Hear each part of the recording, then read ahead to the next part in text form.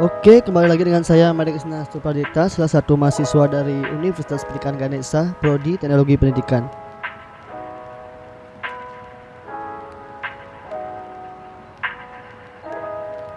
Jadi kali ini saya sedikit membahas tentang materi sumber belajar di pendidikan formal. Yang pertama itu adalah landasan dan konsep hukum pendidikan formal.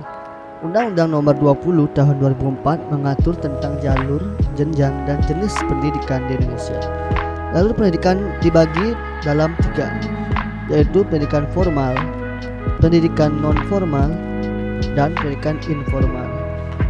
Lalu pendidikan formal dibagi dalam 3 jenjang, pendidikan dasar, pendidikan menengah, dan pendidikan tinggi.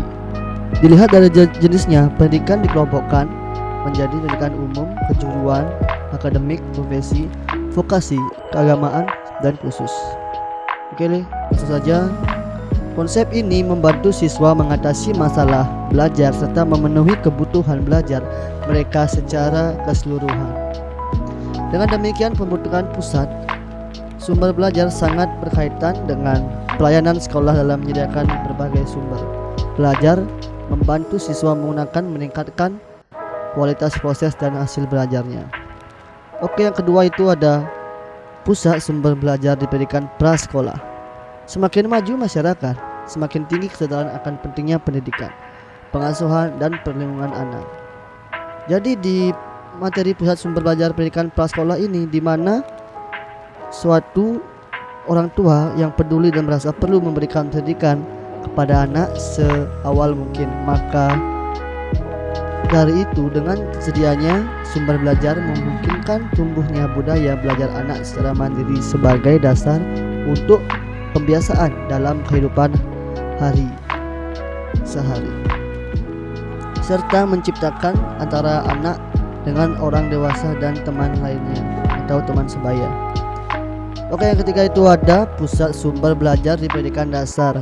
Sumber belajar di sekolah dasar tidak dapat disamakan dengan tingkat lebih tinggi di atasnya karena perkembangannya dan kemampuan berpikirnya, karena sekolah dasar murid masih dibimbing guru dan juga anak usia sekolah dasar masih terpaku pada konteks pembelajaran yang konkret di mana anak sudah menggunakan penalaran logika. Oke, selanjutnya itu ada pusat sumber belajar di pendidikan menengah. Pada sumber belajar ini di pendidikan menengah di mana lebih menekankan proses praktiknya. Jadi kita itu harus mengasih dia seperti fasilitas untuk mengembangkan praktiknya di SMA atau MA. Cukup banyak dan bervariasi sehingga membutuhkan berbagai sumber belajar agar proses belajar dan membelajarkan dapat terlaksana sesuai dengan tuntutan kurikulum serta mencapai tujuan pendidikan di SMA atau MA. Maka dipersyaratkan sarana pendidikan minimal yang harus ada ialah ruang kelas, perpustakaan, laboratorium, biologi, dan lain-lainnya lagi. Oke, selanjutnya itu yang terakhir materinya pusat sumber belajar di pendidikan tinggi. Nah, pada pendidikan tinggi ini merupakan jenjang di pendidikan setelah pendidikan menengah yang mencakup program pendidikan diploma, sarjana, magister, spesialis, dan doktor.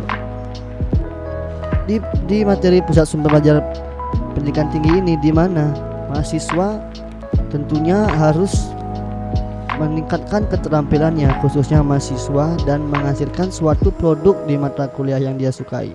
Maka itu sumber belajar ini harus dikembangkan juga, harus didukung juga oleh sumber-sumber pembelajaran.